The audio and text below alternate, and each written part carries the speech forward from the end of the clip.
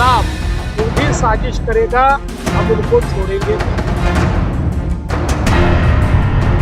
नमस्कार, आप देख रहे हैं एनएमएफ न्यूज। आपके साथ मैं हूं नम्रता चौधरी।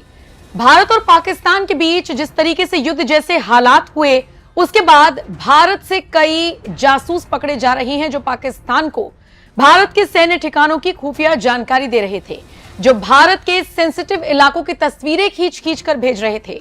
अंदाजा आप इसी से लगा सकते हैं कि भारत के एक असम जैसे राज्य से 73 पाकिस्तानी जासूस पकड़े गए हैं, जिनको गिरफ्तार कर सलाखों के पीछे तो भेजा ही गया है, साथ ही साथ इस पूरे नेटवर्क को पकड़ने की कोशिश असम सरकार की तरफ से की जा रही है।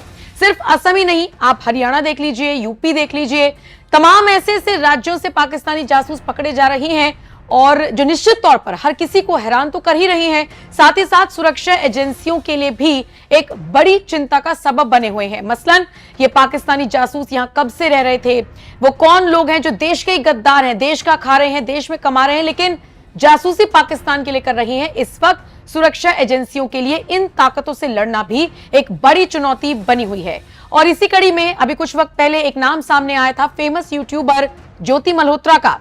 ज्योति मल्होत्रा का नाम सामने आने के बाद से ही उसको लेकर, उसकी लैविश लाइफ को लेकर तरह तरह के दावे किए जा रहे हैं। और सबसे बड़ी बात, वो या उसका परिवार कितना ही मुकर जाए, लेकिन जो तस्वीरें गवाही दे रही हैं उसको कोई झुटला नहीं सकता। मसलन पाकिस्तान जाकर व्लॉग बनाना, पाकिस्तान की तारीफ करना, उनकी खटारा से खटारा चीज को इस तरीके से प्रेजेंट करना जैसे भारत में कुछ है ही नहीं, वहां के खाने को प्रमोट करना, ये सारी चीजें ज्योति किया करती थी।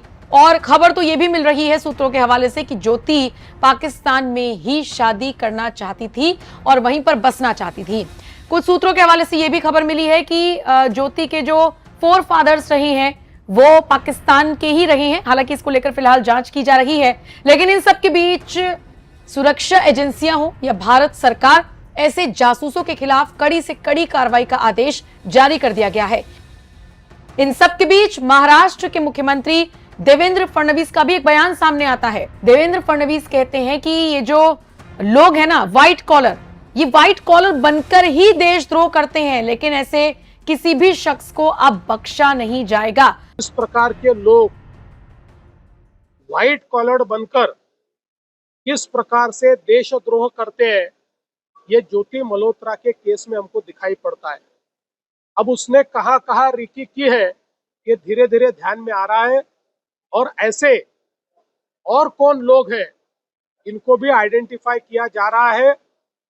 भारत के खिलाफ जो भी साजिश करेगा हम उनको छोड़ेंगे नहीं। भारत के खिलाफ जो भी साजिश करेगा हम उसे नहीं बख्शेंगे।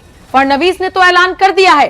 देखने वाली बात होगी ज्योति मल्होत्रा पर कब तक कोई सख्त कार्रवाई की जाती है। फिलहाल जरा सुन लीजिए महाराष्ट्र के मुख्यमंत्री देवेंद्र फडणवीस ने ज्योति मल्होत्रा को लेकर किस तरीके से अपनी राय रखी। इस प्रकार के लोग व्हाइट कॉलर बनकर किस प्रकार से देशद्रोह करते हैं, ये ज्योति मल्होत्रा के केस में हमको दिखाई पड़ता है।